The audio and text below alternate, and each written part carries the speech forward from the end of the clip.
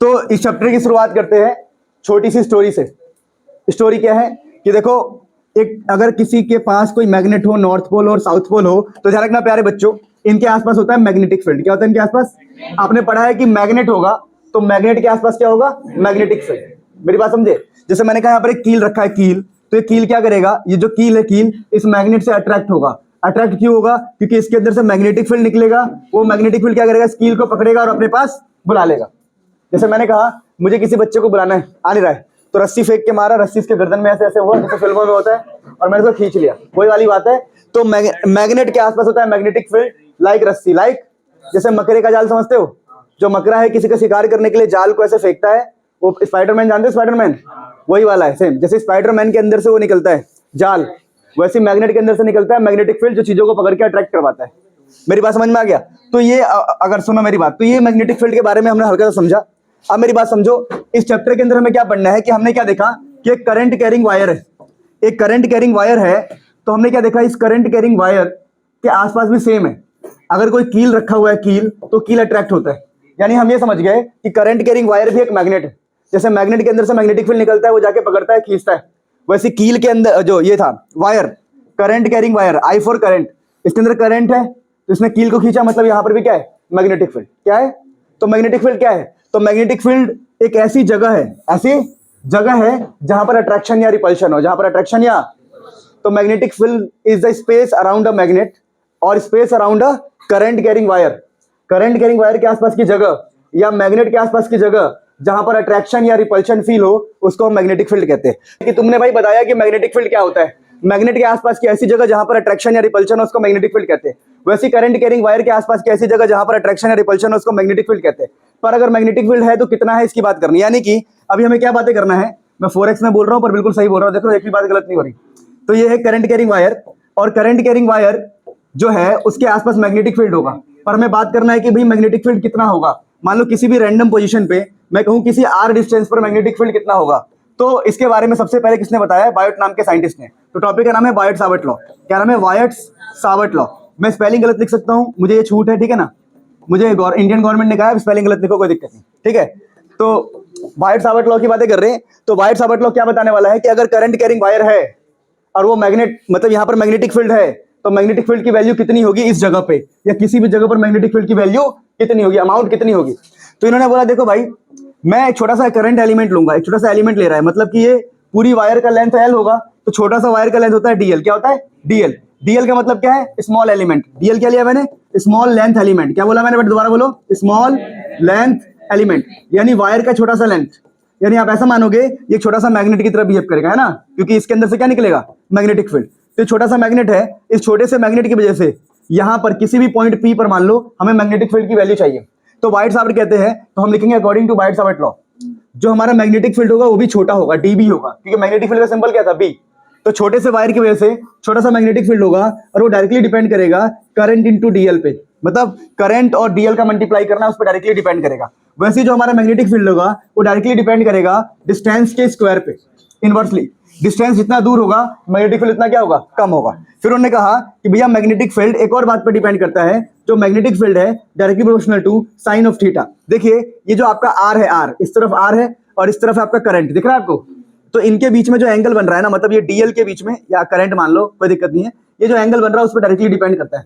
और इन सबको कंबाइन करने के बाद बायोट कहते हैं, बायोट क्या कहते हैं? बायोट कहते हैं कि जो देयरफॉर अगर इन सबको हम कंबाइन करेंगे तो बायोट साहब कहते हैं कि जो मैग्नेटिक फील्ड होगा वो होगा DB, कांस्टेंट आएगा, proportionality constant K I DL sin theta by R square, sin theta by R square. अब मेरी बात को ध्यान से सुनना, ध्यान से।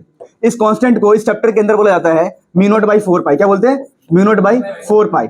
और ये हो गया I DL sin theta by R square, और इसी को हम प्यार से बोलते हैं बायोट-सावर्ट लॉ। क्या बोलते हैं इसको? Biot-Savart law. यानी बायोट-सावर्ट लॉ ने क्या बताया? मैग्नेटिक फील्ड की वैल्यू क्या होगी किसी पॉइंट P पर, जहां DB का मतलब क्या है? Magnetic field. क्या बात समझ पा रहे हो? जहां I का मतलब करंट है, DL का मतलब है लेंथ, साइन का मतलब है एंगल, R का मतलब है डिस्टेंस, और म्यू नॉट का मतलब होता है परमिएबिलिटी ऑफ फ्री स्पेस। क्या होता है ये? Permeability of free space. ये कांस्टेंट है ऑफ फ्री स्पेस। और मैं आपको बता दूं, ये जो म्यू नॉट बाई 4 पाई है, इस पूरे की इकट्ठी वैल्यू होती है 10⁻⁻⁷। यानी यहां पर जो कांस्टेंट है इसकी वैल्यू होती है 10⁻⁷। तो ये बायोट-सावर्ट लॉ को हमने दफना दिया। प्लीज नोट इट डाउन, फिर आगे बढ़ते हैं। पॉज करना। तो ये हमने पढ़ लिया बेटा बायट-सावर्ट लॉ। अब ध्यान दो ध्यान से, अपने एग्जाम में कई बार आता है कि भाई आपने वेक्टर फॉर्म लिख दो। क्या लिख दो? Vector form of Biot Savart law. यानी मैं सब कुछ कराऊंगा, कुछ भी नहीं छोड़ने वाला। बायट-सावर्ट लॉ, सावर्ट लॉ, इसका मैं वेक्टर फॉर्म लिखना है, ठीक है। तो देखिए स्पेलिंग पे मत जाओ, देखो ध्यान से। तो वेक्टर फॉर्म कैसे लिखते हैं? आपने पढ़ा डीबी, क्या पढ़ा? DB, K I D L sine theta by R square. जहाँ के की वैल्यू मैं आपको बता चुका हूँ, आप लिख सकते हो, ठीक है ना। तो इसको वेक्टर फॉर्म में करने के लिए कुछ नहीं करना, आपको डीबी के ऊपर वेक्टर लगाना। क्या लगाना? डीबी के ऊपर के की जगह के रहने दो, यहाँ लिखना आई, यहाँ लिखना क्रॉस डीएल, क्रॉस क्या लिखना? डीएल। और नीचे क्या करोगे बताओ?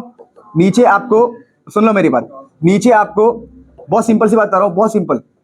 आई सॉरी ये गलत हो गया मेरे से, रुक जा। आई को बाहर लो, आई स्केलर, यहाँ लिखो डीएल क्रॉस आर, और देखो आप ऊपर एक आर एक्स्ट्रा आया ना, तो नीचे एक आर क्यूब करो। क्या करो? R cube. तो ये वेक्टर फॉर्म हो जाएगा, ठीक है। तो क्या करना है? के आर आई को बाहर रखना है, एक आर से ऊपर मल्टीप्लाई करना है यहाँ पे, फिर एक आर से नीचे, तो नीचे आर क्यूब बन जाएगा और ऊपर एक आर आएगा। इसको बोलते हैं वेक्टर फॉर्म। क्या बोलते हैं बेटा इसको? Vector form. तो के I D L sine theta को अगर आप वेक्टर फॉर्म में लिखोगे तो ये होगा, this is vector form of Biot Savart law. तो क्या बोलते हैं इसको हम? Vector form of Biot Savart law. Please note it down, फिर आगे बढ़ते हैं।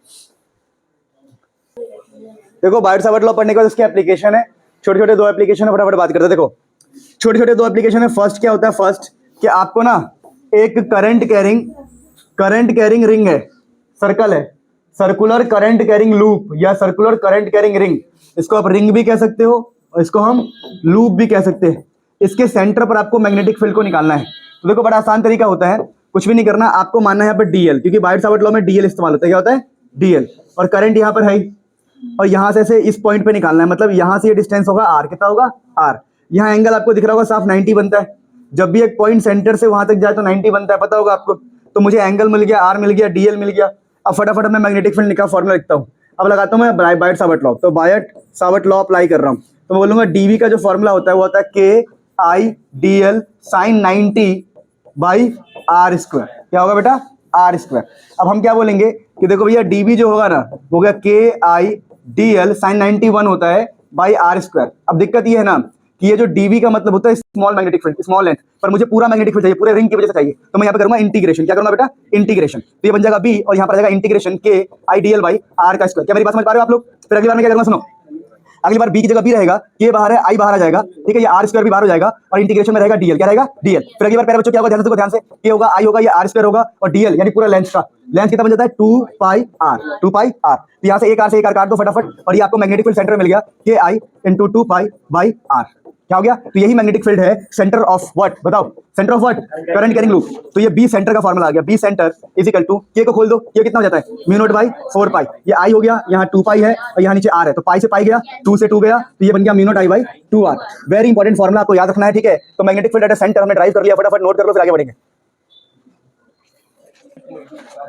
ठीक है। तो इस टॉपिक का नाम क्या होता है? एक बार टॉपिक का नाम लिखेंगे आप, एग्जाम में क्या आएगा कि magnetic field at the centre of current carrying ring या तो लूप, उसके सेंटर पर मैग्नेटिक फील्ड निकालो, उसकी डेरिवेशन ये होती है, ठीक है।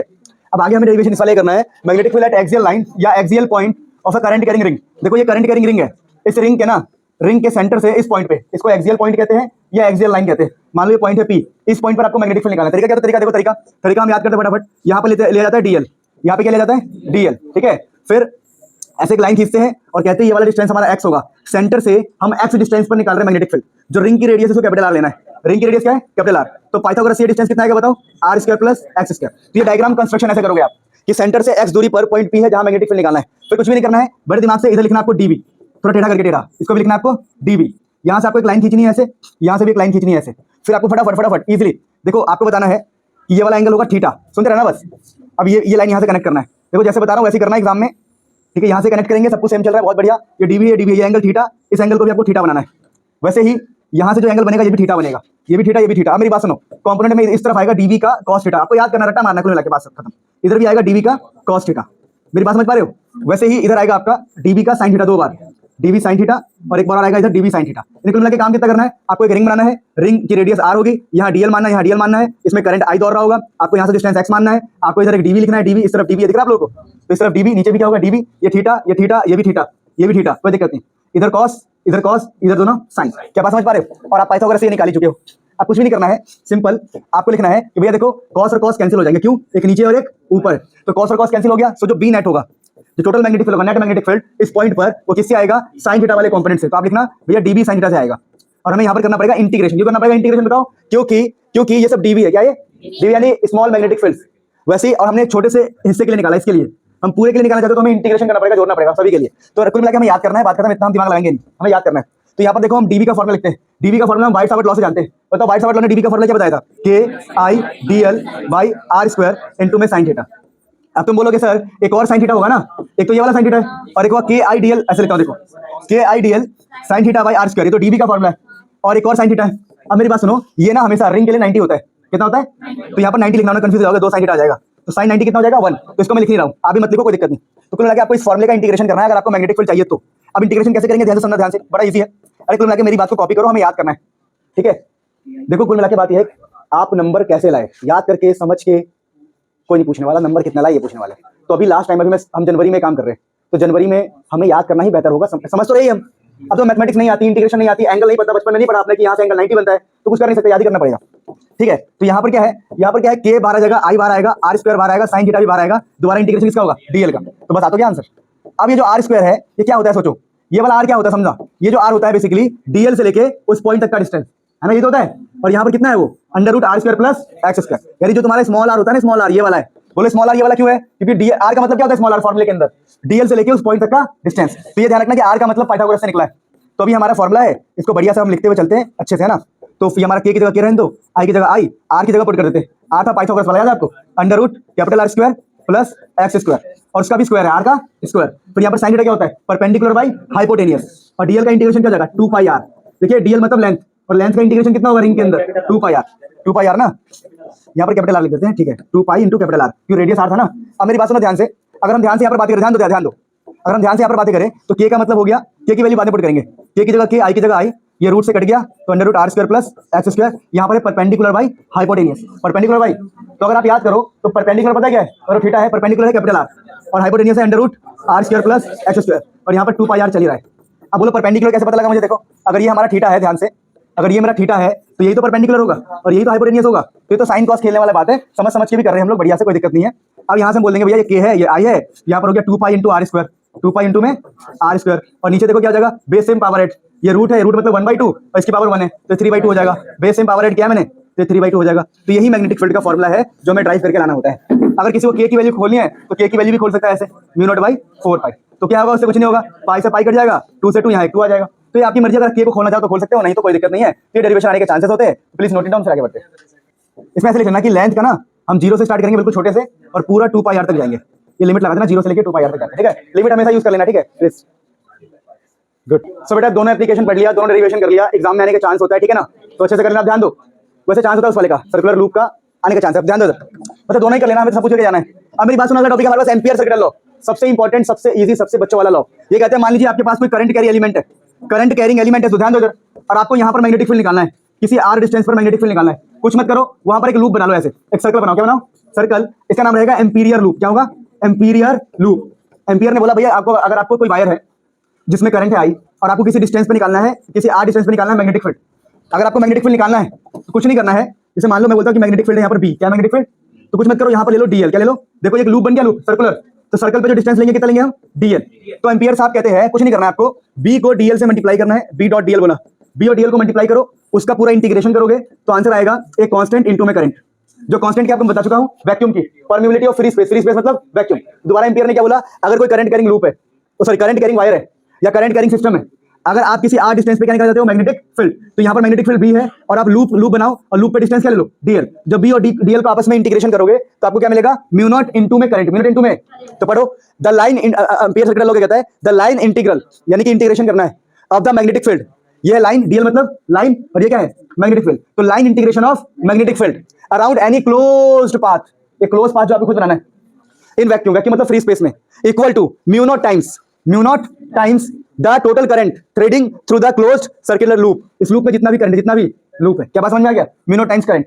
इसको अगर थ्रेडिंग लिखना तो इनक्लोज लिख सकते हो, इनक्लोज्ड, ठीक है ना? Current I enclose through the close circuit. समझ में आ गया? तो लिखो फटाफट, इसका वो पढ़ेंगे एप्लीकेशन। तो this is application of ampere circuit law.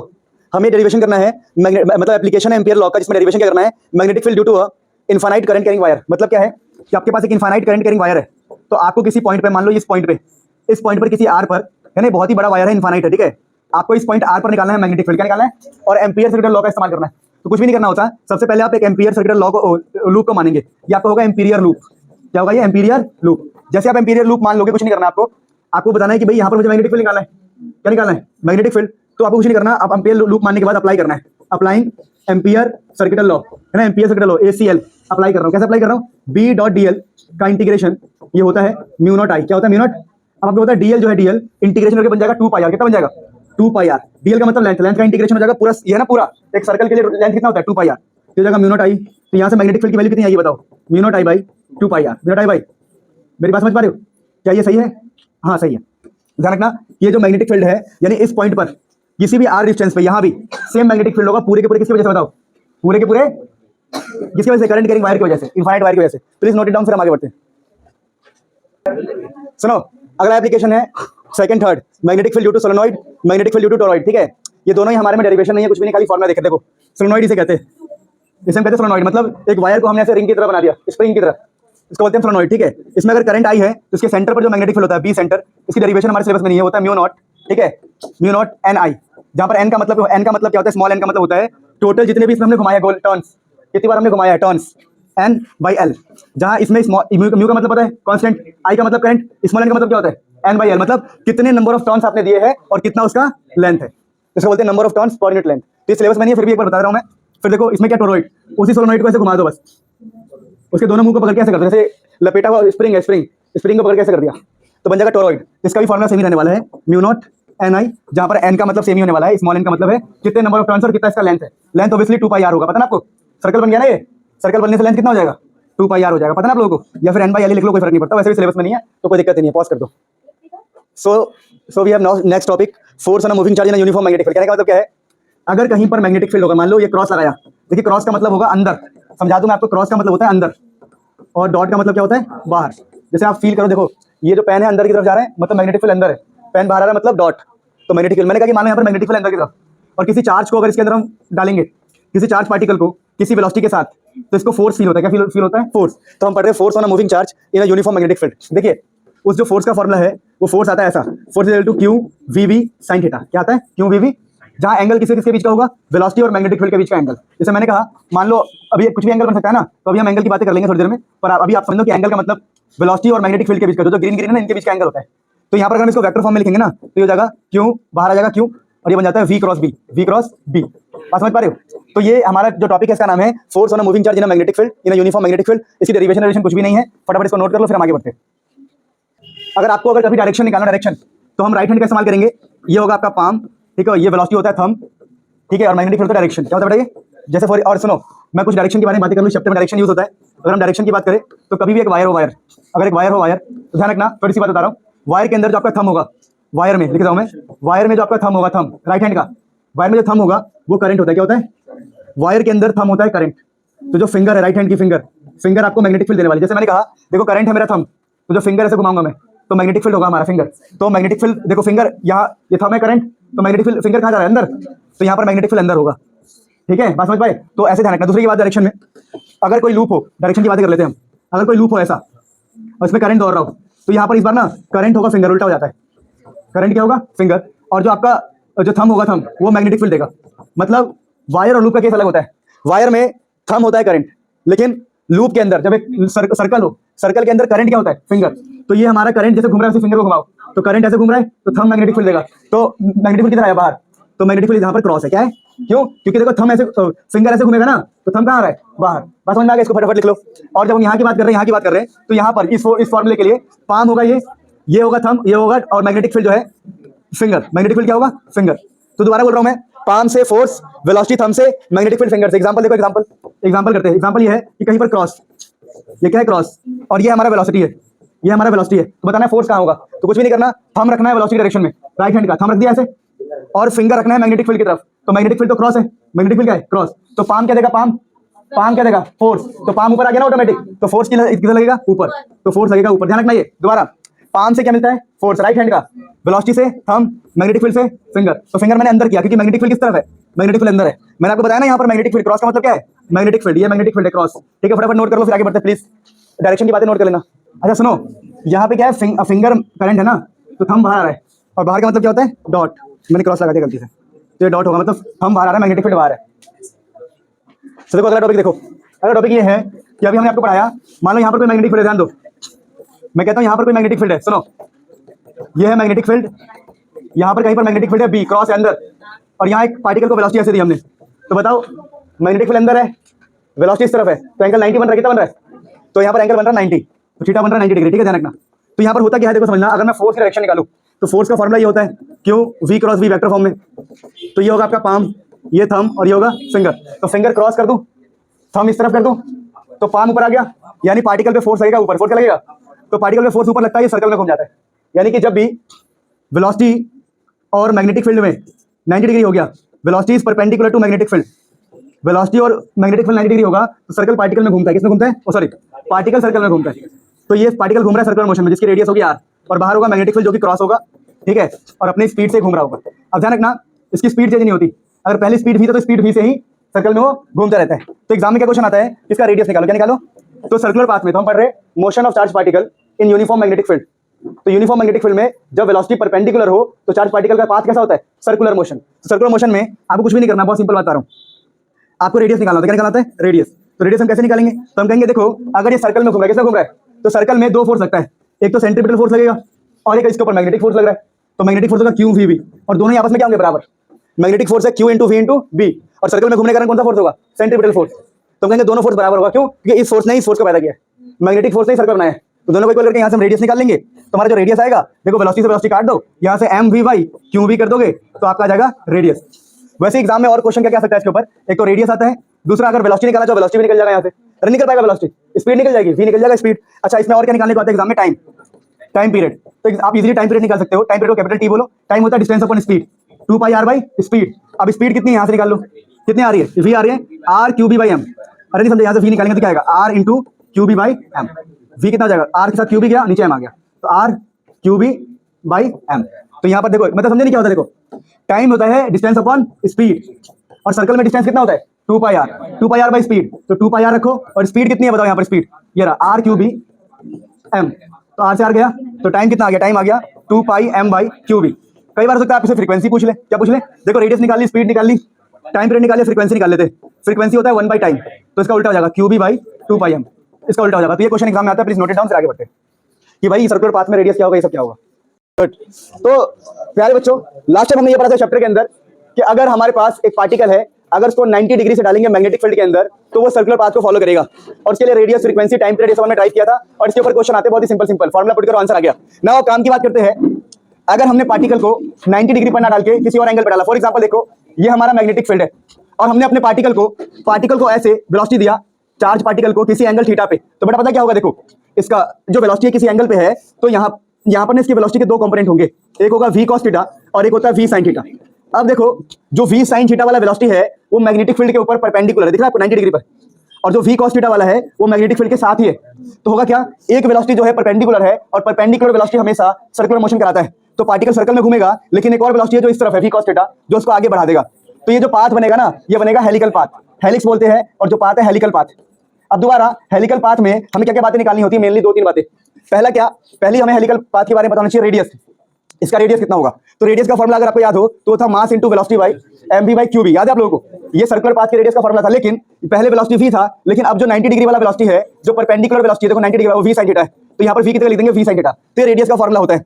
वैसे टाइम पीरियड का आपने फॉर्मूला पढ़ा था 2 pi m by Q B, 2 pi m by, तो टाइम पीरियड तो सेम ही रहेगा, क्योंकि इसमें वेलोसिटी तो आता ही नहीं है, क्योंकि वेलोसिटी तो खाली बदला है, वेलोसिटी में v sin थीटा आ गया है, तो अभी टाइम पीरियड सेम ही रहता है, ठीक है ना। और थर्ड बात करें फ्रीक्वेंसी की, तो फ्रीक्वेंसी भी सेम रहेगा, Q B by 2 pi m। ध्यान रखना जो हमारा टाइम पीरियड है वो रेडियस पे या वेलोसिटी पे डिपेंड नहीं करता, यानी सर्कल छोटा हो या बड़ा हो टाइम पीरियड सेम रहेगा, समझ आ रही बात को। अच्छा चलो टाइम पीरियड मतलब कुल मिला के हमारा जो रेडियस का फॉर्मूला चेंज हो जाता है, टाइम पीरियड फ्रीक्वेंसी का फॉर्मूला सेम रहता है। और फोर्थ इसके अंदर में पढ़ना होता है पिच।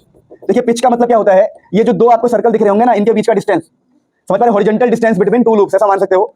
तो हॉरिजॉन्टल डिस्टेंस ऐसे बोलता है, horizontal distance in one time period, यानी एक चक्कर के बाद दूसरे चक्कर में जो हॉरिजॉन्टल डिस्टेंस कवर होगा उसको हम पिच कहते हैं। पर इसको डिफाइन करने की जरूरत नहीं है, सिर्फ पिच का फॉर्मूला निकालना है, यानी ये डिस्टेंस निकालना है। तो सोचो आपको पता है अगर मुझे डिस्टेंस निकालना है, डिस्टेंस क्या होता है, स्पीड इनटू टाइम, यानी कुल मिला के मैं बताऊं इतना दिमाग नहीं लगाना, ये डिस्टेंस लगाना आपको, जैसे एक सर्कल कंप्लीट हुआ अगले तक पहुंचे डिस्टेंस निकालना ये वाला, तो डिस्टेंस होता है स्पीड इनटू टाइम। अब मुझे बताओ आगे जाने के लिए कौन सा स्पीड है, v cos थीटा, और टाइम तो आपको पता ही है, टाइम मेरा 2πm/qb, तो 2πm/qb। तो बेटा अगर हमारा वेलोसिटी किसी भी एंगल पे हुआ, रैंडम एंगल पे, तो उसके दो हिस्से करके ये चारों बातें हमें ड्राइव करनी होती है, बस this is the end of the topic. फिर हम आगे बढ़ेंगे अगले टॉपिक की तरफ। अगला टॉपिक क्या है हमारा, सुनो। अगला टॉपिक हमारा ये है कि अगर कहीं पर इलेक्ट्रिक फील्ड भी है और मैग्नेटिक फील्ड भी है तो क्या होगा। जैसे मान लो मैंने कहा ये मेरा इलेक्ट्रिक फील्ड है, समझना मेरी बात को, या फिर ऐसा मान लेते हैं कि डॉट में इलेक्ट्रिक फील्ड है, चलो सिंपल रखते हैं, चलो क्रॉस में मैग्नेटिक फील्ड रख लो, ये क्रॉस में आपका मैग्नेटिक फील्ड क्या है, क्रॉस में मैग्नेटिक फील्ड। अब मेरी बात को सुनते रहना, ये क्रॉस में मैग्नेटिक फील्ड और मान लो इस तरफ है इलेक्ट्रिक फील्ड, यहाँ पर इलेक्ट्रिक फील्ड है।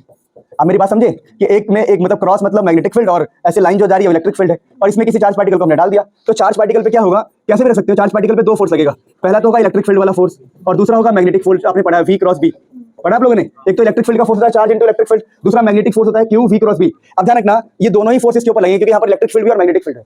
अब ये जो फिनोमेना है ना, ये जो फोर्स का फॉर्मुला है इसको लॉरेंज फोर्स कहते हैं। क्या कहते हैं, लॉरेंज फोर्स। तो एग्जाम में कई बार लॉरेंज फोर्स के ऊपर क्वेश्चन आता है तो आप इजीली हैंडल कर सकते हो, व्हाट इज लॉरेंज फोर्स। तो व्हेन एक चार्ज पार्टिकल इलेक्ट्रिक फील्ड और मैग्नेटिक फील्ड दोनों में हो तो दोनों फोर्स उस पे लगते हैं, उसको हम लॉरेंज फोर्स कहते हैं। अगर बाई चांस सिचुएशन ऐसी हो जाए, सुनते रहना, सिचुएशन ऐसी हो जाए कि जितना, मेरी बात समझना, कि जितना इलेक्ट्रिक फील्ड फोर्स लगा रहा है उतना ही मैग्नेटिक फील्ड फोर्स लगाए। मान लो इलेक्ट्रिक फील्ड ने फोर्स लगाया नीचे की तरफ चार्ज पार्टिकल पे और मैग्नेटिक फील्ड ने फोर्स लगाया ऊपर की तरफ, तो हम क्या कहेंगे भाई कि दोनों फोर्स आपस में क्या हो जाएगा, कैंसिल हो जाएगा, ये दोनों फोर्स इक्वल हो जाएगा। हम बोलेंगे कि जो इलेक्ट्रिक फोर्स है Q इंटू E वो बराबर होगा Q V क्रॉस B के, Q V B के बराबर होगा। इस वजह से क्या होने वाला है, Q से Q कट जाएगा और यहाँ से आपका वेलोसिटी निकल आएगा। तो वेलोसिटी कितना आएगा, electric field by magnetic field. अब इससे क्या होगा समझना, फील करना।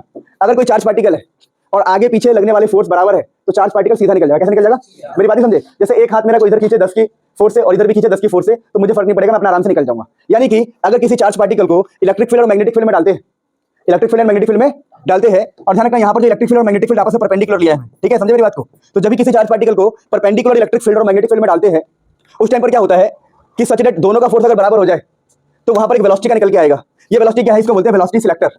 वेलोसिटी सिलेक्टर कहने का मतलब क्या है, ये ऐसी वेलोसिटी है जिस टाइम पर पार्टिकल पे लगने वाले फोर्स इक्वल होंगे, यानी पार्टिकल कैसे निकल जाएगा, अनडेविएटेड। क्या निकल जाएगा, यानी हमें इतना वेलोसिटी से फेंकना पड़ेगा ताकि पार्टिकल कैसे निकल जाए, अनडेविएटेड, मतलब कोई दिक्कत ही ना हो, पार्टिकल सीधा निकल जाए। तो ये जो वेलोसिटी सिलेक्टर वाला कांसेप्ट है क्या है कि भैया अगर इतनी वेलोसिटी से फेंकोगे तो पार्टिकल अनडेविएटेड निकल जाएगा। कैसे निकल जाएगा, अनडेविएटेड। पार्टिकल का पाथ चेंज नहीं होगा, पाथ चेंज नहीं होगा क्योंकि यहाँ पर दोनों लगने वाले फोर्स आपस में कैंसिल हो जाएंगे, पार्टिकल अपने रास्ते से निकल जाएगा। तो एग्जाम में क्वेश्चन आता है कि कितनी वेलोसिटी हम दे कि पार्टिकल बिना पाथ चेंज किए निकल जाए। तो कुछ भी नहीं करना है, आपको इलेक्ट्रिक फील्ड और मैग्नेटिक फील्ड को डिवाइड करना है, एग्जाम में दिया होगा आंसर आपकी जेब में। तो प्लीज नोट इट डाउन, दोनों कांसेप्ट को नोट करो, फिर आगे बढ़ते हैं। पॉज करना बेटा, इसको नीचे होगा, नीचे पॉज करने के लिए।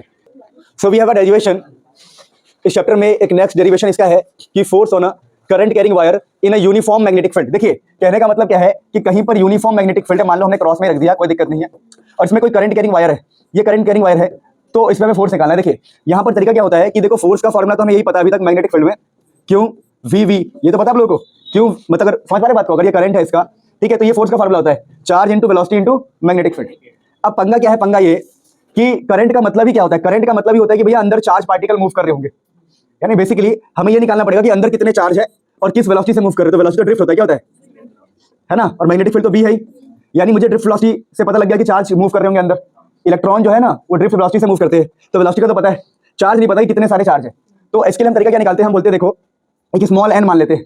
स्मॉल एन क्या होगा, इसको हम मान लेते हैं number of electron per unit volume. क्या नहीं मानते इसको, number of electron per unit volume हम खुद से मान लेते हैं। हमने ये मान लिया कि छोटे से वॉल्यूम में, वॉल्यूम है ये, छोटे से वॉल्यूम में मतलब इतने से वॉल्यूम में, छोटे से वायर में एन नंबर ऑफ इलेक्ट्रॉन है। हमने कहा अच्छा कितने इलेक्ट्रॉन है, तो पूरा वॉल्यूम कितना होगा, तो मान लो इसका एरिया है ए, वायर का जो एरिया होगा, मोटा होगा ना वायर, एरिया ए है और लेंथ एल है, तो आपको पता होगा एरिया इंटू लेंथ होता है वॉल्यूम, पता है आपको।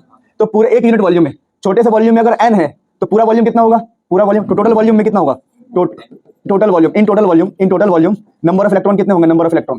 तो हम कहेंगे भैया अगर आपका एक छोटे से वॉल्यूम में एन है और एरिया इंटू लेंथ होता है पूरा वॉल्यूम, तो पूरे वॉल्यूम में कितना होगा, ए इंटू एल इंटू एन, तो ये नंबर ऑफ इलेक्ट्रॉन आ गए। अब हम बोलेंगे चार्ज का फॉर्मूला क्या होता है, किसी बॉडी पे चार्ज निकालना है, किसी बॉडी पे, तो क्या करते हैं, फॉर्मूला क्या होता है, नंबर ऑफ इलेक्ट्रॉन जो भी होता है, जो भी नंबर ऑफ इलेक्ट्रॉन होता है उसको ई से मल्टीप्लाई करते हैं, ई से, पता ना आप लोगों को, चार्ज निकालने के लिए जो भी नंबर होगा इसको ई से मल्टीप्लाई करेंगे। तो हमने चार्ज भी निकाल लिया, तो हमने चार्ज डेरिवेशन बता रहा हूं आपको, डेरिवेशन। तो चार्ज ये सेम लिखा है ना एग्जाम में, number of electron per unit volume in total volume number of electron will be this, therefore charge का फॉर्मूला ये होता है।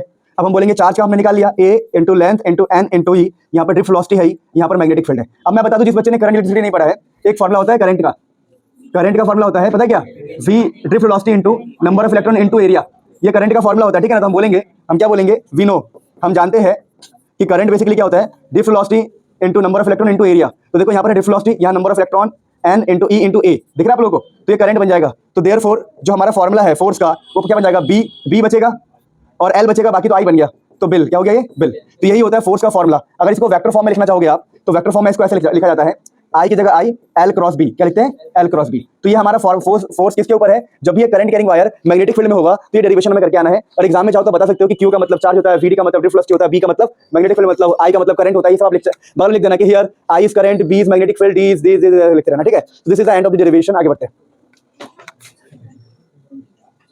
So we have next topic, force between two parallel infinite current carrying wire।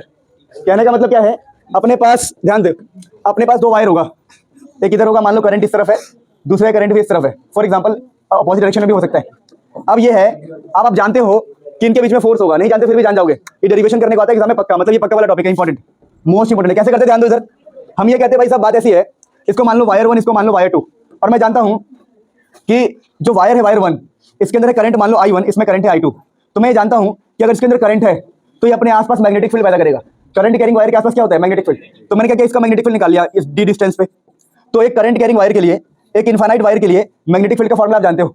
तो पहले वाले wire ने दूसरे वाले वायर पे या इस पॉइंट पर कितना मैग्नेटिक फील्ड लगाया होगा, उसका नाम देते हैं B1। क्या है, B1। तो B1 क्या है, magnetic field due to first wire, जिसका फॉर्मूला होता है mu naught I by 2 pi, और जो भी डिस्टेंस है, मान लो डिस्टेंस है D, डिस्टेंस कितना है, mu naught I by 2 pi, ये फॉर्मूला होता है। एक वायर कितना मैग्नेटिक फील्ड लगाता है, उसका फॉर्मूला होता है B1। वैसे हम कहेंगे भाई साहब दूसरे वाले वायर ने भी पहले पर मैग्नेटिक फील्ड लगाया होगा, तो यहाँ पर मैग्नेटिक फील्ड लगाया होगा, तो मान लेते हैं B2। B2 मतलब magnetic field due to second wire, तो कितना हो जाएगा म्यू नॉट, ये करंट I1 आएगा ना पहले वायर का, mu naught I2 by distance कितना होगा 2 पाई D।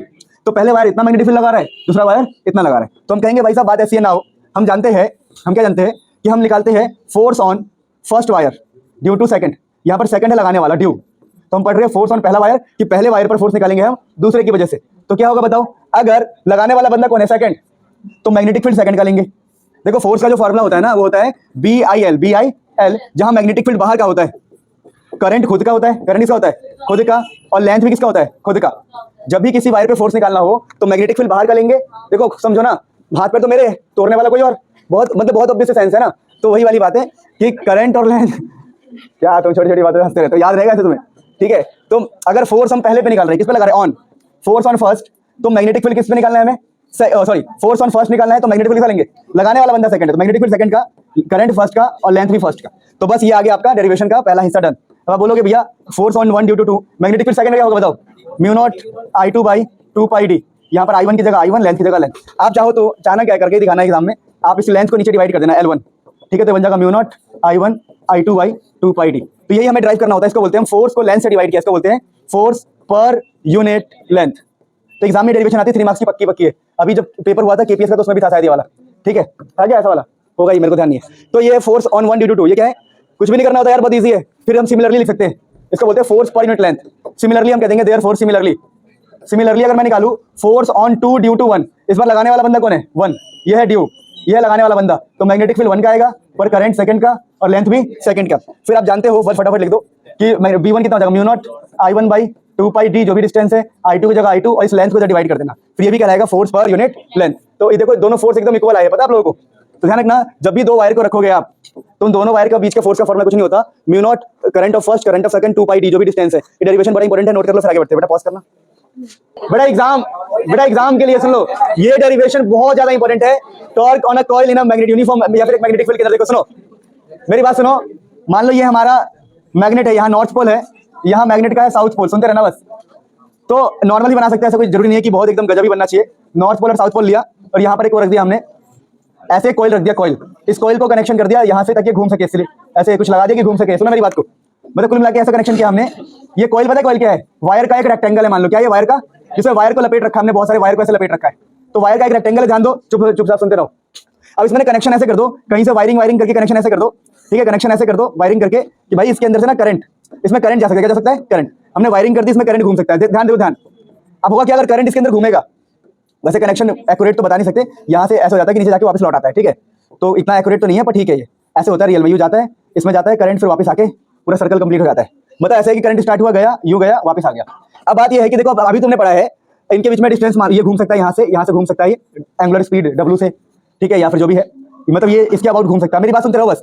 मान लो इनके बीच में जो डिस्टेंस है, वो मान लो आपने W ले लिया, चलो W नहीं, कुछ B ले लेते हैं, B, और इसकी जो लेंथ है, लेंथ उसको A ले लिया हमने, कोई दिक्कत नहीं किसी को, नहीं होगी तो क्या करोगे, सुनो नहीं, बहुत ऑब्वियस बात है। अब काम की बात यह है कि कोयल रखा, करंट दौड़ाया, दो मतलब लेंथ और विड्थ ले लिया कॉइल का। अब काम क्या है, काम अभी आपने पढ़ा है कि अगर एक करंट कैरिंग वायर हो मैग्नेटिक फील्ड के अंदर, देखो नॉर्थ पोल और साउथ पोल लगाने से फायदा क्या है कि इधर की तरफ मैग्नेटिक फील्ड दौड़ेगा, है ना। तो अगर एक लूप है और मैग्नेटिक फील्ड के अंदर है, या फिर एक करंट कैरिंग वायर है मैग्नेटिक फील्ड के अंदर, तो फोर्स क्या लगेगा। तो हमने इस कॉपी को ऐसे डिजाइन कर दिया, ये हमारा कॉपी है, और ऊपर और नीचे से ऐसे कर दिया कि बस ऐसे घूम सकता है। अब देखो अगर मैं यहाँ पर एक रॉड लगा दूं तो क्या ऐसे घूमेगा ये, नहीं, एक्सिस मैंने यही बनाया, ये यहाँ एक रॉड लगा रखा है जिसके अबाउट ऐसे घूम सकता है। तो मैग्नेटिक फील्ड में क्या लगेगा, फोर्स। तो इस वाले वायर पे फोर्स लगेगा, और इस वायर पे भी फोर्स लगेगा। तो इस वाले वायर पे अंदर की तरफ फोर्स लगता है और इस वाले वायर पे बाहर की तरफ, तो ये घूमने लगता है। तो होता क्या बेटा, ध्यान दो, मैग्नेटिक फील्ड की वजह से इस वाले वायर पे फोर्स लगता है अंदर, क्या लगता है, फोर्स। तो बल्कि तुम्हारा फोर्स है अंदर, फोर्स क्या है, अंदर। आप एग्जाम में बताओगे कि भाई फोर्स अंदर है, इंग्लिश में लिखना, ऐसे नाम लिख दो ना, ए बी सी डी, कि भैया कि जो ए बी पर फोर्स लगेगा अंदर की तरफ, तो at the side A B force inside, at the force C D force is outside. तो फोर्स बाहर है तो क्या होगा, घूमेगा, क्या होगा, ये घूमेगा। तो ये तो लिखा है कि अगर घूमेगा तो टॉर्क आएगा, क्या आएगा। और टॉर्क का फॉर्मूला क्या होता है आपको तो पता ही है, टॉर्क का फॉर्मूला क्या होता है, आर क्रॉस एफ, जिसका मतलब होता है R into F into sine theta, R into F into sine theta. अब आर का मतलब होता है डिस्टेंस। तो बताओ एक फोर्स यहाँ लग रहा है, दूसरा फोर्स यहाँ लग रहा है, उनके बीच में डिस्टेंस कितना है, बी। कितना फोर्स है, बी। और फोर्स का फॉर्मूला क्या होता है, बी इंटू आई इंटू एल, ये तो पता है आपको। बिल होता है फोर्स, करंट कैरिंग वायर पर मैग्नेटिक फील्ड में फोर्स होता है बिल, क्या होता है, बिल। और ये साइन थीटा है। अब मुझे बताओ कि यहाँ पर हमने बहुत सारे वायर लगाए होंगे, 1 2 3 4 5 6 बहुत सारे वायर होंगे, तो हमने मान लिया एन से मल्टीप्लाई कर दिया। यहाँ पे एन से क्यों मल्टीप्लाई कर दिया, हर किसी को बताओ, क्योंकि हमने माना N is number of turns, तो यहाँ पर देखो क्या हो रहा है, यहाँ पर ये विड्थ है और ये लेंथ, एरिया बन जाएगा। तो ए बन गया, बी बन गया, आई बन गया, नहीं समझ रही बात को, बी आई और दोनों मिलकर क्या बन गए, एरिया। यहाँ पर साइन थीटा, यहाँ पर एन है, क्या है, एन। तो यहाँ से निकल के आता है निब्बा साइन थीटा, क्या निकल के आता है, निब्बा साइन थीटा। तुम सोच रहे हो मजाक कर रहे हो, नहीं, देखो N for number of turns, ये तो एरिया बन गया था, लेंथ और विड्थ एरिया बन गया था, तो एरिया मैग्नेटिक फील्ड करंट, तो इसको अरेंज करो एन आई बी ए, तो निब्बा साइन थीटा, निब्बा। यानी कि अगर एक लूप है मैग्नेटिक फील्ड के अंदर, तो उसमें जो टॉर्क लगता है वो होता है निब्बा साइन थीटा, क्या होता है, निब्बा साइन थीटा, एन आई बी ए साइन थीटा, जहां एन का मतलब पता है, बी का मतलब पता है, सब पता है, तो ये निब्बा साइन थीटा है। ठीक है, मेरी बात को सुनते रहना। कई लोग क्या करते हैं, कई लोग, सुनो मेरी बात को, कई लोग क्या करते हैं, current into area into N को मैग्नेटिक मूवमेंट बोल देते हैं, एम, कैपिटल एम बोल देते हैं। समझे मेरी बात को, नहीं समझे, मतलब कई लोग ना इसको शॉर्टकट में लिख देते हैं, तीनों को साथ में लिख देते हैं कहीं पर, इसका नाम होता है मैग्नेटिक मूवमेंट। क्या होता है, मैग्नेटिक मूवमेंट। तो ये मैग्नेटिक मूवमेंट कहते हैं इसको, कुछ भी नहीं होता। ये जब करंट को एरिया से मल्टीप्लाई करते हैं और नंबर ऑफ टर्न से मल्टीप्लाई करते हैं, तो उसको हमने स्मॉल में एम बोल दिया। तो करंट इंटू एरिया इंटू ये बन गया एम बी साइन थीटा, क्या बन गया, एम बी साइन थीटा। अगर आप चाहो तो वेक्टर फॉर्म में लिख सकते हो, कुछ नहीं करना, आपको साइन को हटाना है, एम क्रॉस बी कर देना है, एम क्रॉस बी। तो ये टॉर्क की डेरिवेशन है बेटा, 3 मार्क्स में आती है, बहुत ही इजी डेरिवेशन। बस थोड़ा सा गाना गा देना कि भैया ऐसी ऐसी बात है, नॉर्थ पोल है, साउथ पोल है, ये मैग्नेटिक फील्ड है, ये एबीसीडी है, ऐसे मतलब कि भाई फोर्स अंदर लग रहा है, यहाँ बाहर लग रहा है, घूमेगा, torque is given by this formula, game over. Please pause कर दो। चलो अगला डेरिवेशन होता है चैप्टर के अंदर, मूविंग कॉइल गैल्वेनोमीटर, हमारा टॉपिक है, ध्यान दो इधर। ये बेसिकली क्या होता है, galvanometer is a device which is used to measure the current. ये बहुत सेंसिटिव डिवाइस होता है, छोटे से छोटे करंट को मेजरमेंट कर लेता है। और ये डिवाइस काम कैसे करता है, तो काम करना बड़ा आसान है इसका, कुछ भी नहीं करते हम, एक इधर नॉर्थ पोल लेते हैं, इधर साउथ पोल लेते हैं। अच्छा, जो कैंची जैसी शेप दे रखी है इसको हमने अजीब सा थोड़ा, देखो ऐसा शेप दे रखा है, उसके पीछे रीजन क्या है, हम चाहते हैं जो मैग्नेटिक फील्ड हो इसके अंदर, देखो जो मैग्नेटिक फील्ड हो, मैग्नेटिक फील्ड जो भी मैग्नेटिक फील्ड हो रेडियल हो, क्या हो, अच्छा रेडियल मैग्नेटिक फील्ड से क्या होगा, रेडियल का मतलब कि 90 डिग्री, कि थीटा कितना बन जाए, 90 डिग्री। रेडियल पता है रेडियल का मतलब क्या होता है, 90 डिग्री, ताकि एंगल बार बार चेंज ना हो, एंगल चेंज होने से दिक्कत हो जाती है, ठीक है ना। तो हम चाहते हैं एंगल 90 डिग्री रहे, हमारा डिवाइस अच्छे से काम करे। उसके पीछे रीजन क्या मैं बताऊंगा, देखो। तो मूविंग कॉइल गैल्वेनोमीटर होता क्या है, करंट नापने का काम करता है, कैसे, देखो बता रहा हूं मैं, देखो जैसे हमने कुछ नहीं किया, कॉइल लिया, यहाँ पर मैं सिंपल बनाऊं तो ये हमने कॉइल ले लिया, कॉइल, ठीक है, ये कॉइल है हमारा, बस। अब ये कॉइल है, इसको बढ़िया से हमने लपेट दिया, 2 3 4 5 12 जितने भी वायर हो सकते हैं वायर, उन सभी वायर से लपेट दिया बहुत बढ़िया से। तो ये जो चीज बनके तैयार है हमारे हाथ में, यही है मूविंग कॉइल गैल्वेनोमीटर। अब इसमें होता क्या समझते रहना, देखो इसमें एक मैग्नेटिक फील्ड नॉर्थ से साउथ हमेशा निकलती रहती है, ये जो मैग्नेटिक फील्ड है हमेशा नॉर्थ से साउथ निकलती रहती है, और रेडियल मैग्नेटिक फील्ड है, 90 डिग्री पर मैग्नेटिक फील्ड है, ताकि फ्लक्चुएशंस ना आए। अब बोलो सर ये डिवाइस बनके तैयार है, हाँ जी तैयार है, बोलो कैसे, देखो मैंने कहा ये करंट नापने का काम करता है, कैसे, अब देखो मैं क्या करूंगा, यहाँ से एक वो लगा दूंगा मीटर टाइप का, और ऐसे रीडिंग कर दूंगा, रीडिंग ये 0 रहेगा 0, ये 1 2 3 ऐसे कर दूंगा। अब क्या होगा सोचो, मान लो ये डिवाइस है, इसको पैक कर दिया मैंने और मार्केट में बेच दिया, इसे पैक करके मार्केट में बेच दिया। अब बंदा जो भी उसको करंट नापना होगा क्या करेगा, वो यहाँ से वायर कनेक्ट करेगा, सुनो देखते रहना, यहाँ से वायर लेगा, यहाँ से वायर लेगा, और जिसका भी करंट नापना वहाँ जोड़ देगा। मान लो एक सर्किट में हमने जोड़ दिया, इसको हमने जोड़ दिया, हमारे घर का सर्किट है, लाइन है, उसमें जोड़ दिया, और हमें देखना कि हमारे घर के लाइन में कितना करंट है, कैसे पता लगेगा, देखो जैसे ही सर्किट कंप्लीट होगा, देखो यहाँ तो टूटा हुआ था वायर, जब हमने बेचा तो टूटा हुआ था, जैसे ही घर के अंदर सर्किट कंप्लीट होगा, इसमें करंट दौड़ेगा, क्या दौड़ेगा, करंट। और जैसे ही करंट दौड़ेगा, आपको पता है बहुत ऑब्वियस सी बात है कि अगर मैग्नेटिक फील्ड और करंट दोनों कॉन्टैक्ट में आ जाए तो लूप के ऊपर लगता है टॉर्क, लूप अपने आप घूमने लग जाता है। नहीं समझे मेरी बात को, देखो ऐसा होता है क्योंकि यहाँ पर एक फोर्स लगता है अंदर की तरफ, और करंट की वजह से यहाँ फोर्स लगता है बाहर की तरफ। मैं समझा रहा हूँ, देखो जैसे इसमें करंट दौड़ेगा, ये जो लूप है अपने आप ऐसे घूमने लगेगा, पता ना आप लोगों को, टॉर्क लगेगा, टॉर्क। तो यहाँ पर क्या होगा, इसके ऊपर टॉर्क लगेगा, जैसी सर्किट कंप्लीट होगा, करंट आ गया, और मैग्नेटिक फील्ड में करंट कैरिंग वायर पे फोर्स लगता है, फोर्स लगने की वजह से घूम जाएगा, क्या हो जाएगा, और मान लो घूम के यहाँ पहुंच गया, तो हम कहेंगे अरे वाह वैल्यू जीरो नहीं है मतलब कुछ ना कुछ करंट है। मान लो 2 पर आके रुका तो हम बोलेंगे 2 एम्पियर, 3 पे आके रुका तो हम बोलेंगे 3 एम्पियर। और जैसे कनेक्शन को काटोगे, जैसे कनेक्शन को, ये वापस कैसे लौटेगा, तो वापस लौट, जैसे करंट जीरो हो गया तो यहाँ पर हम स्प्रिंग लगा देंगे। क्या लगा देंगे कि स्प्रिंग, स्प्रिंग से क्या होगा, देखो वो ऐसे करंट आने पर घूम गया था यूं, या करंट आने पर ऐसे हो गया था, अब जैसे करंट गया स्प्रिंग उसको वापस बुला लेगा, तो दोबारा किस पे आ जाएगा, जीरो पर। कई बार ऐसा भी होता है, अगर लैब में देखोगे तो जीरो पर पूरी तरह नहीं आता, जीरो से थोड़ा ऊपर नीचे हो जाता है, जीरो से थोड़ा ऊपर नीचे हो जाता है। क्यों, क्योंकि स्प्रिंग इतना एक्यूरेट थोड़ी जाएगा, अरे स्प्रिंग लगा होता है ना, तो स्प्रिंग इतना एक्यूरेट नहीं जाएगा, इसलिए कई बार होता है कि जीरो पर नहीं आता, हल्का सा आगे पीछे जाता है, तो हम उसको सेट करते हैं, दोबारा टाइट करते हैं ताकि स्प्रिंग ठीक हो जाए।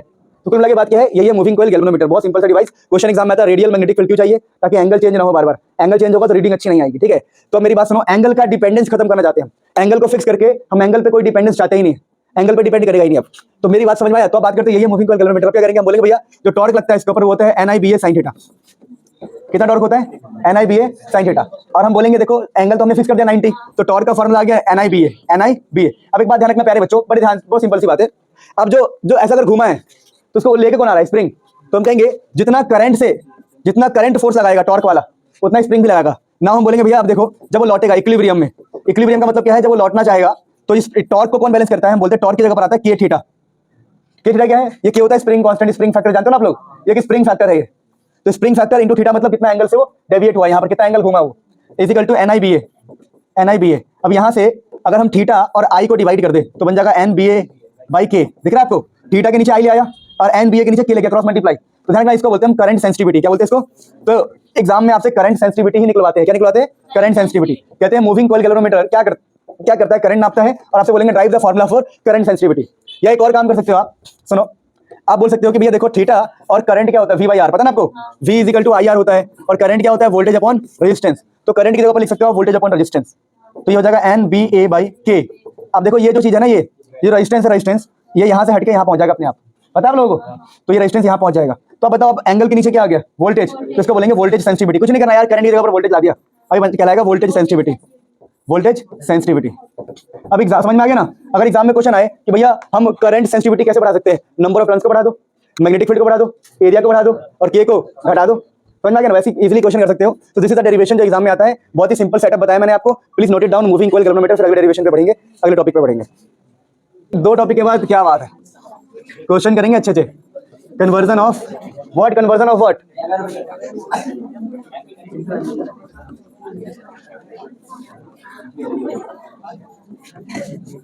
चलो ऑन करना बेटा, कब ठीक है। तो conversion of galvanometer into ammeter, देखो ध्यान दो, अब जब गैल्वेनोमीटर है करंट नापने की डिवाइस और एमीटर भी है करंट नापने की डिवाइस, तो भाई साहब ऐसी क्या जरूरत पड़ गई कि हमें दूसरा डिवाइस बनाना पड़ रहा है।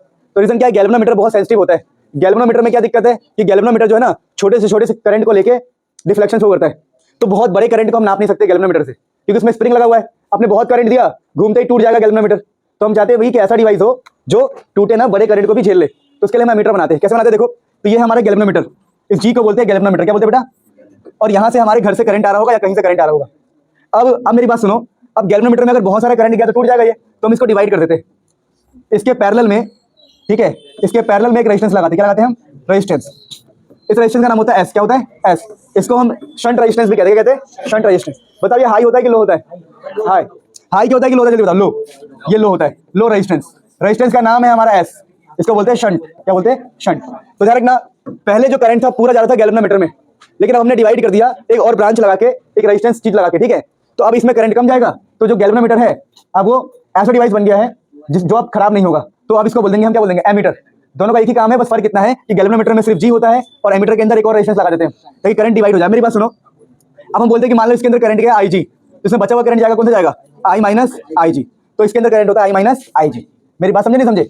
अच्छा, अब काम की बात क्या है, काम की बात क्या है कि हमें इक्वेशन ड्राइव करना। कुल मिला के बात है, जब भी आपको गैल्वेनोमीटर से एमीटर बनाना हो, कुछ भी नहीं करना, आंख बंद करके एक जी के नीचे एस लगाना है, जहां पर यह लो रेजिस्टेंस है और इसको बोलते हैं शंट। अब मेरी बात सुनो, अब हम बोलते हैं इक्वेशन क्या बनती है, हम बोलते हैं दोनों पैरेलल है। क्या है, पैरेलल में वोल्टेज क्या होती है, सेम।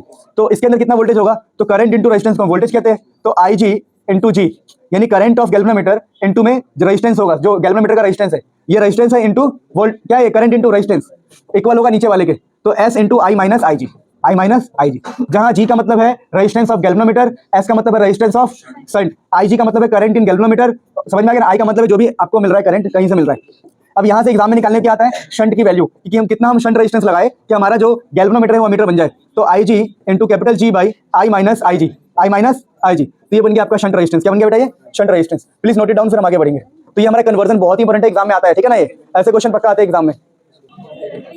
सुनो, अगला डेरिवेशन होता है चैप्टर के अंदर conversion of galvanometer into voltmeter. देखिए, अब वोल्टमीटर में बनाने के लिए कुछ नहीं करना होता, जी लो, ठीक है, गैल्वेनोमीटर लो, जी का मतलब है रेजिस्टेंस ऑफ गैल्वेनोमीटर। अब जी के अंदर कुछ नहीं करना, आपको एक आर लगाना है रेजिस्टेंस। इसको शंट नहीं बोल रहे हम, ये बस हाई होगा काफी, ठीक है ना, हाई रेजिस्टेंस होगा। तो एक हाई रेजिस्टेंस को जब गैल्वेनोमीटर के सीरीज में जोड़ते हैं तो वो कहलाता है आपका वोल्टमीटर। तो ये डिवाइस बनके तैयार है आपकी आंखों के सामने, इसी को वोल्टमीटर कहते हैं। और ये 2 से 3 मार्क्स में आता है, और बच्चे इतने गधे होते हैं ये भी नहीं करके जाते। सही बात है, कर दिया था, गुड। अब मेरी बात सुना ध्यान से, सुनो सुनो। तो अब इसका इक्वेशन क्या है?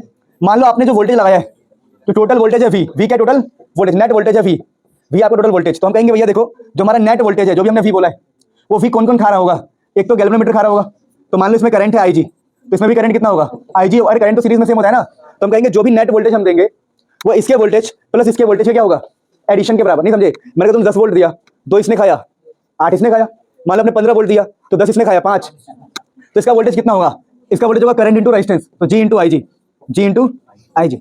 इसका वोल्टेज कितना होगा बताओ? R into I G, R into में, तो जो भी आप वोल्टेज दोगे दोनों खा जाएगा, बस यही इसका इक्वेशन है। यहाँ से हम क्या निकाल सकते हैं? यहाँ से आर की वैल्यू निकाल सकते हैं। कैसे निकलेगी आर की वैल्यू बताओ? सबसे पहले तो करंट को कांस्टेंट ले लेंगे, नहीं क्या करें कि आई निकल जाए, आई जी को कॉमन ले सकते हैं, कॉमन लेके डिवाइड कर देंगे, आई जी कॉमन लेके डिवाइड कर देते हैं, जी प्लस आर है, इसको डिवाइड कर दो, तो यहाँ से वी बाई आई जी आ जाएगा, और यहाँ हो जाएगा जी प्लस आर, यहाँ से जी को माइनस कर दो, तो V by I G minus का जी कर दो, आ गया रेजिस्टेंस। तो ये आर की वैल्यू निकालने के लिए एग्जाम में आता है कि भैया कितना रेजिस्टेंस लगाए कि हमारा जो गैल्वेनोमीटर है वोल्टमीटर बन जाए। This is the end of this chapter, ठीक है, ध्यान रखना, चैप्टर का एंड है ये। एंजॉय योर डे, भगवान आपको खूब तरक्की दे। क्वेश्चंस करेंगे।